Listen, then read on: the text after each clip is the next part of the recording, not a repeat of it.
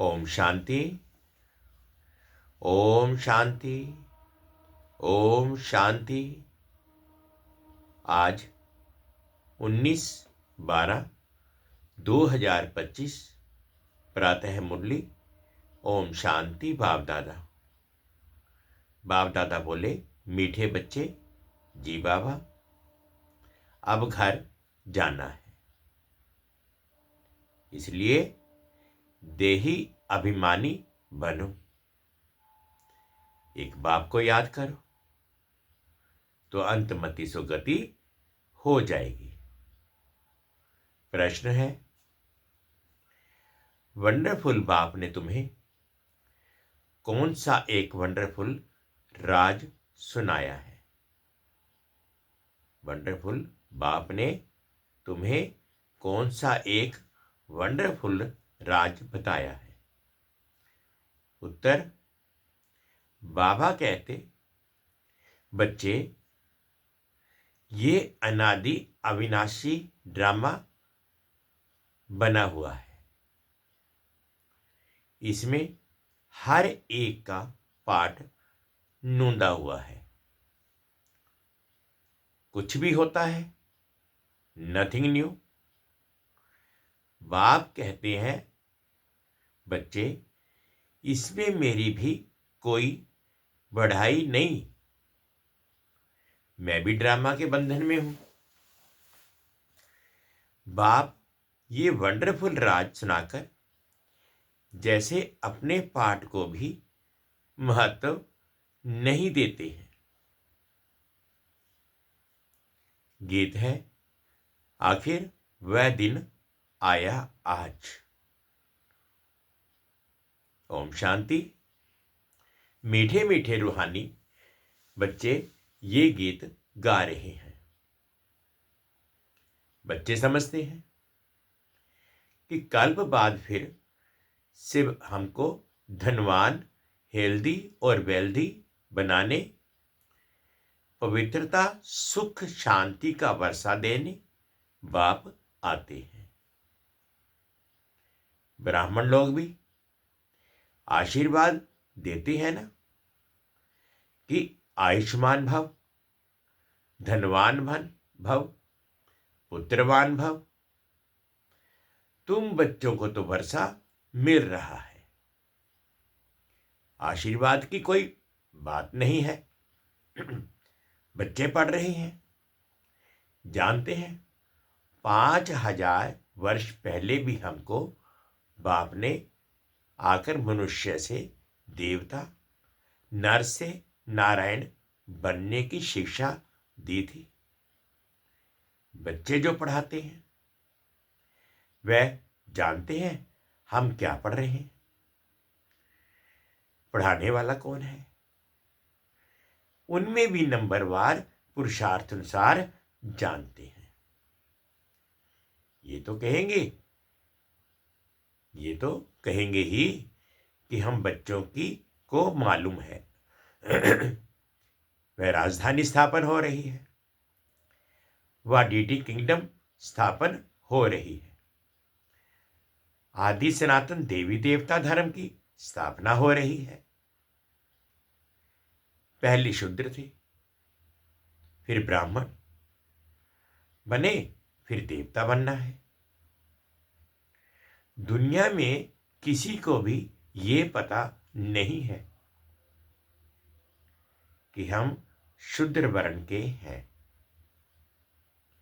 तुम बच्चे समझते हो, ये तो सत्य बात है। बाप सत्य बताकर सचखंड की स्थापना कर रहे हैं। सतयुग में झूठ, पाप आदि कुछ भी नहीं होता। कलयुग में ही अजामिल पाप आत्माएं होती हैं। ये सब समय बिल्कुल रौरव नरक का ही है। दिन प्रतिदिन रौरव नरक दिखाई पड़ेगा। मनुष्य ऐसा ऐसा कर्तव्य करते रहेंगे, जो समझेंगे बिल्कुल ही तमो प्रधान दुनिया बनती जा रही है। इसमें भी काम महाशत्रु है। कोई मुश्किल पवित्र शुद्ध रह सकता है। आगे जंगम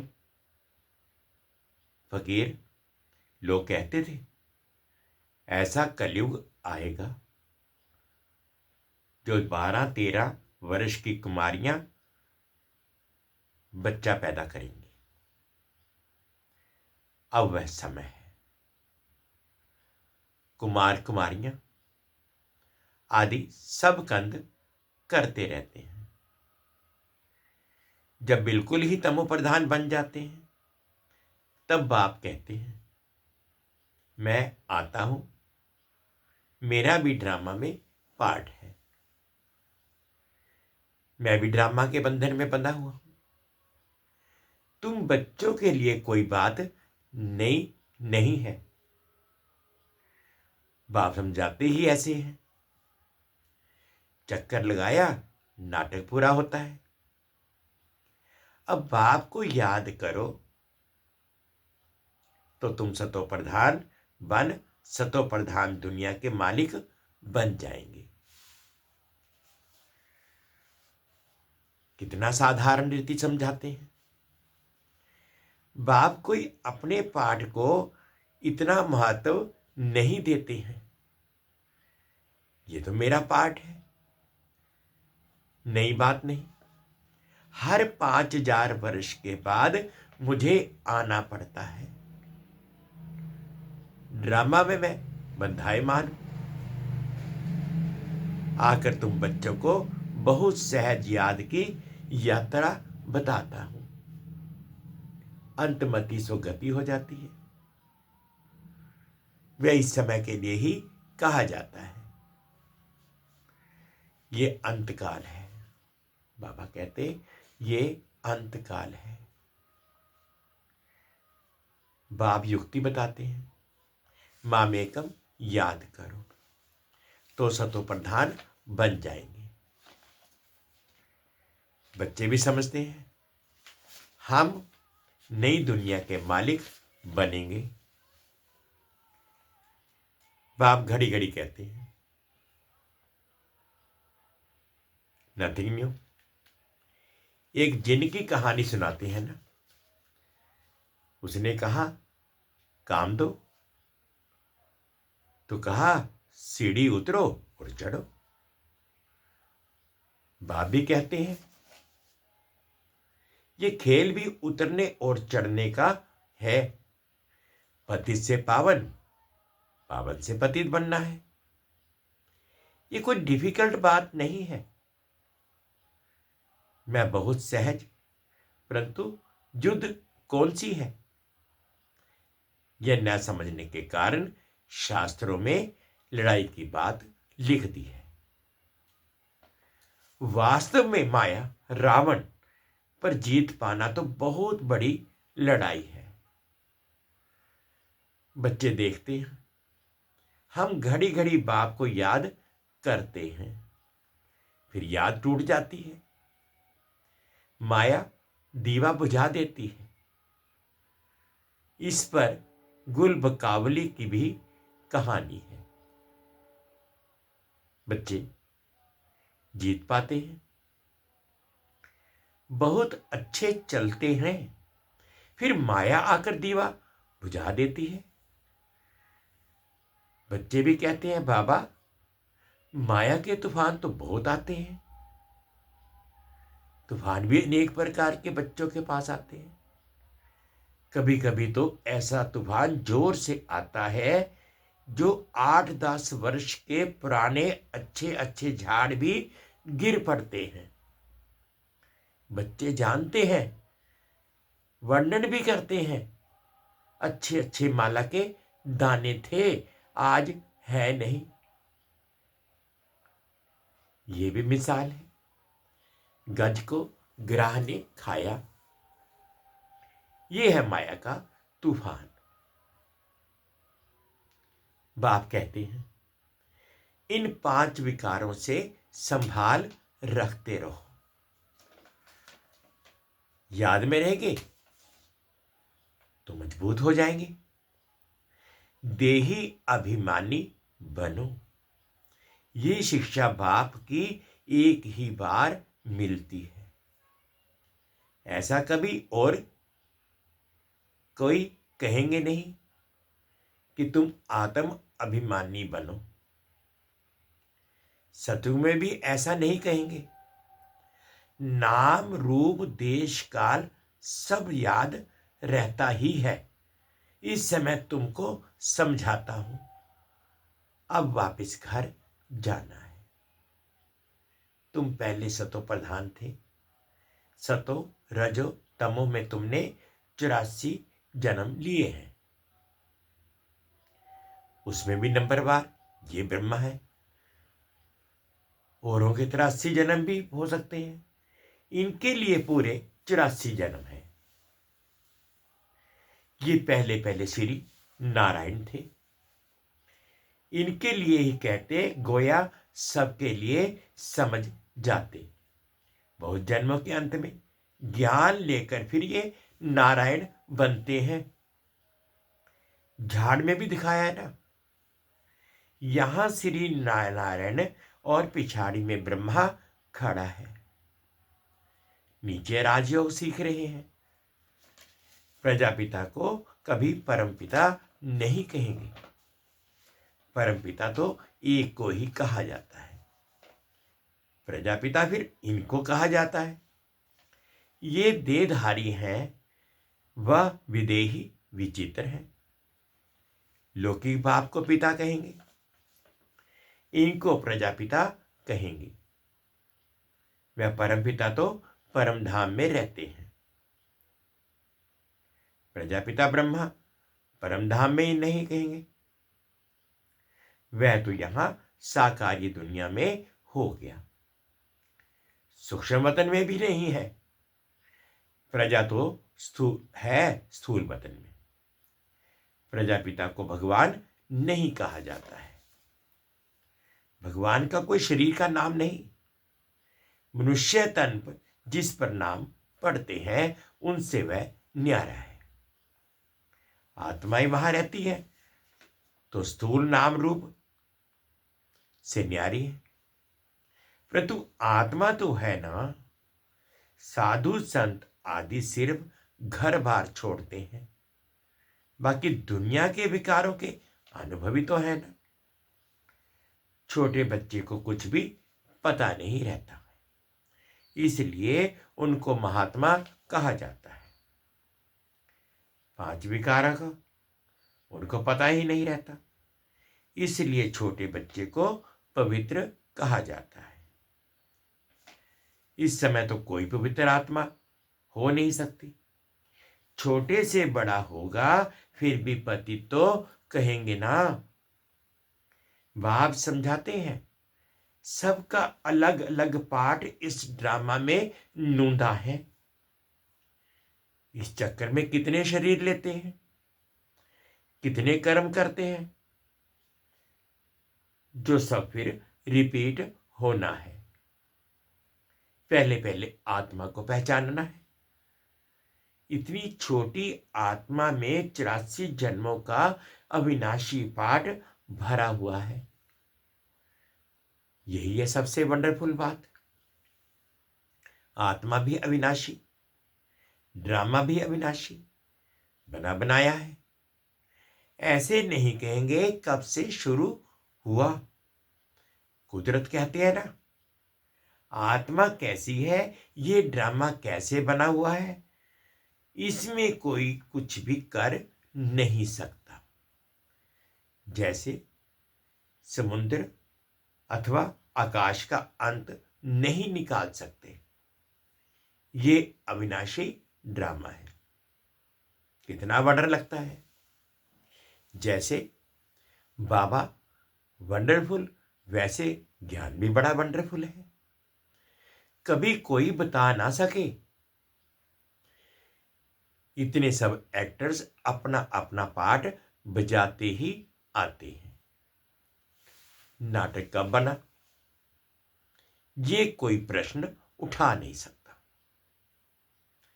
बहुत कहते हैं भगवान को क्या पड़ी थी जो दुख सुख की दुनिया बैठ बनाई?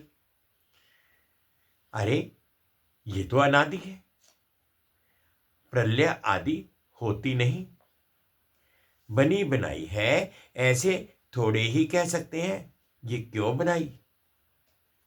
अरे आत्मा का ज्ञान भी बाप तुमको तब सुनाते हैं जब समझदार बनते हो,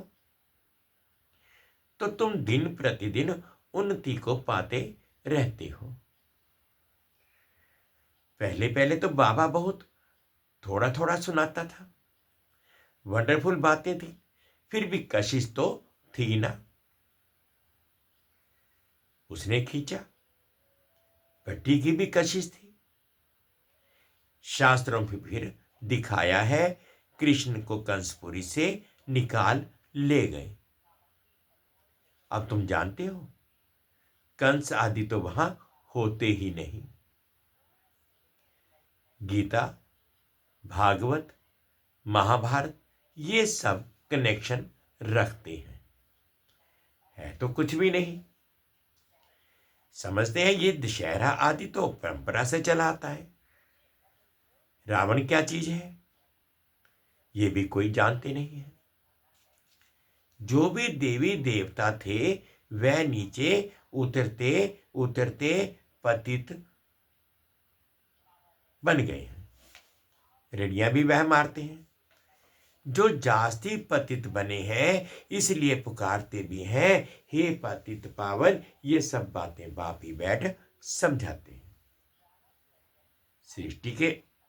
सृष्टि चक्कर के आदि मध्य अंत को कोई जानते नहीं। तुम जानने से चक्रवर्ती राजा बन जाते हो। त्रिमूर्ति में लिखा हुआ है ये तुम्हारा ईश्वरीय जन्म सिद्ध अधिकार है। ब्रह्मा द्वारा स्थापना, शंकर द्वारा विनाश, विष्णु द्वारा पालन। विनाश भी जरूर होना ही है।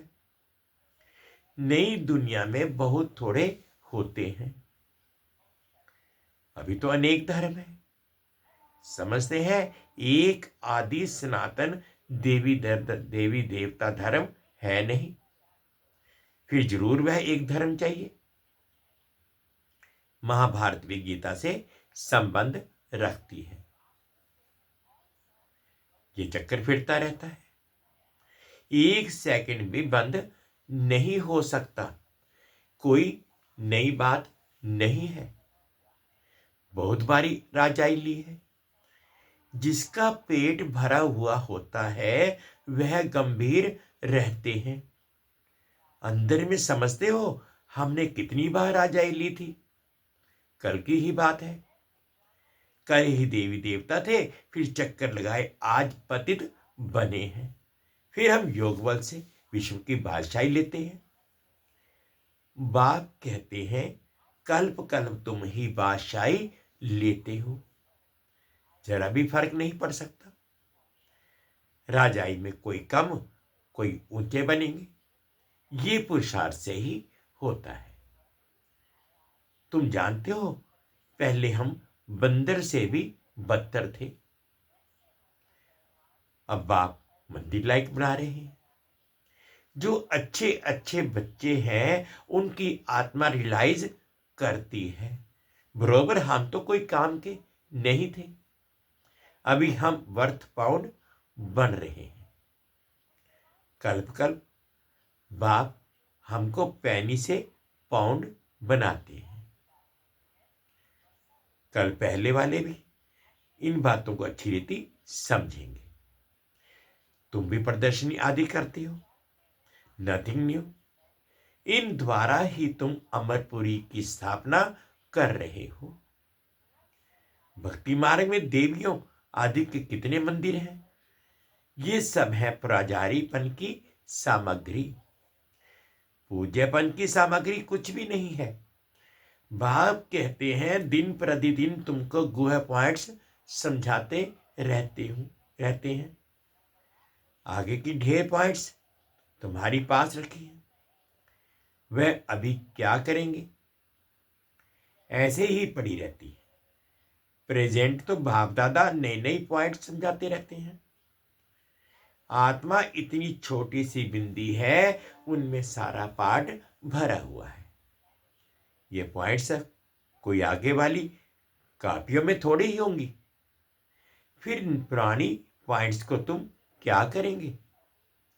पिछाड़ी की रिजल्ट ही काम आती है। बाप कहते हैं कल्प पहले भी तुमको ऐसे ही सुनाया था। नंबरवार पढ़ते रहते हैं, कोई सब्जेक्ट में नीचे ऊपर होते रहते हैं। व्यापार में भी गृहचारी बैठती है। इसमें हार्ट फेल नहीं होना है। फिर उठकर पुरुषार्थ फिर उठकर पुरुषार्थ किया जाता है। मनुष्य देवाला निकालते हैं, फिर धंधा आदि कर बहुत धनवान बन जाते हैं। यहां भी कोई विकार में गिर पड़ते हैं, फिर भी बाप कहेंगे अच्छी रीति पुरुषार्थ कर उच्च पद पाओ। फिर से चढ़ना शुरू करना चाहिए। बाप कहते हैं गिरे हो, कोई बात नहीं, फिर चढ़ो। ऐसे बहुत हैं, गिरते हैं तो फिर चढ़ने की कोशिश करते हैं। बाबा मना थोड़ी ही करेंगे। बाप जानते हैं ऐसे भी बहुत आएंगे। बाप कहेंगे पुरुषार्थ करो, फिर भी कुछ ना कुछ मददगार तो बन जाएंगे ना। ड्रामा प्लान अनुसार ही कहेंगे। बाप कहेंगे अच्छा बच्चे, अब तृप्त हुए, बहुत गोते खाए, अब फिर से पुरुषार्थ करो। बेहद का बाप तो ऐसे कहेंगे ना। बाबा के पास कितने आते हैं मिलने। बाप कहता हूं बेहद के बाप का कहना नहीं मानेंगे, पवित्र नहीं बनेंगे। बाप आत्मा समझ, आत्मा को कहते हैं तो तीर जरूर लगेगा। समझो स्त्री को तीर लग जाता है तो कहेंगे हम तो प्रतिज्ञा करते हैं, पुरुष को नहीं लगता है। फिर आगे चल उनको भी चढ़ाने की कोशिश करेंगे। फिर ऐसे भी बहुत आते हैं जिनको स्त्री ज्ञान में ले आती है, तो कहते हैं स्त्री हमारा गुरु है। वह ब्राह्मण लोग हथियाला बांधने समय कहते हैं ये तुम्हारा गुरु ईश्वर है। यहां बाप कहते हैं तुम्हारा एक ही बाप सब कुछ है, मेरा तो एक दूसरा ना कोई। मेरा तो एक दूसरा ना कोई। सब उनको ही याद करते हैं, उस एक से ही योग लगाना है। ये देह भी मेरी नहीं है। अच्छा, मीठे मीठे से खिलते बच्चों प्रति माता पिता बाप दादा का याद प्यार और गुड मॉर्निंग। रूहानी बाप की रूहानी बच्चों को नमस्ते। हम रूहानी बच्चों की रूहानी माता पिता बाप दादाजी को याद प्यार गुड मॉर्निंग और प्यार भरी नमस्ते जी। ओम शांति, ओम शांति। शुक्रिया बाबा, शुक्रिया। धारणा के लिए मुख्य सार में फर्स्ट पॉइंट में बाबा ने कहा कोई भी गृहचारी आती है तो दिल शिकस्त हो बैठ नहीं जाना है, फिर से पुरुषार्थ करो, बाप की याद में रह उच्च पद पाना है ना। सेकंड पॉइंट में बाप ने कहा स्वयं की स्थिति याद से ऐसी मजबूत बनानी है जो कोई भी माया का तूफान वार ना कर सके। विकारों से अपनी संभाल करते रहना है। आज बाबा ने मीठा मीठा वरदान दिया, अनुभव करेंगे। सर्व शक्तियों की लाइट द्वारा आत्माओं को रास्ता दिखाने वाले चैतन्य लाइट हाउस भव। सर्व शक्तियों की लाइट द्वारा आत्माओं को रास्ता दिखाने वाले चैतन्य लाइट हाउस भव।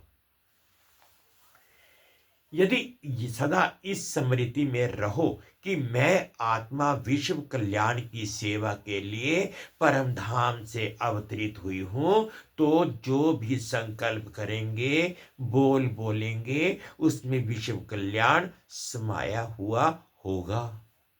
और यही स्मृति लाइट हाउस का कार्य करेगी। जैसे उस लाइट हाउस से एक रंग की लाइट निकलती है, ऐसे आप चैतन्य लाइट हाउस द्वारा सर्व शक्तियों की लाइट आत्माओं को हर कदम में रास्ता दिखाने का कार्य करती रहेगी।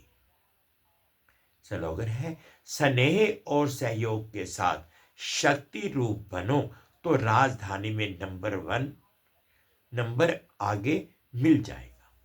स्नेह और सहयोग के शक्ति स्वरूप बनो तो राजधानी में नंबर आगे मिल जाएगा। अव्यक्त इशारे हैं। अब संपन्न व कर्मातीत बनने की धुन लगाओ। जैसे कर्म में आना स्वाभाविक हो गया है, वैसे कर्मातीत होना भी स्वाभाविक हो जाए। कर्म भी याद करो, कर्म भी करो और याद में भी रहो। जो सदा कर्म योगी की स्टेज पर रहते हैं, वह सहज ही कर्मातीत हो सकते हैं। जब चाहे कर्म में आए, जब चाहे न्यारे बन जाए। ये प्रैक्टिस कर्म के बीच बीच में करते रहो। मीठे बच्चे, अब घर जाना है, इसलिए देही अभिमानी बनो। एक बाप को याद करो, अंत समय सो गति हो जाएगी। ओम शांति, ओम शांति। गीत था, आखिर वह दिन आया आज। ओम शांति। 2 मिनट के लिए बाबा की याद।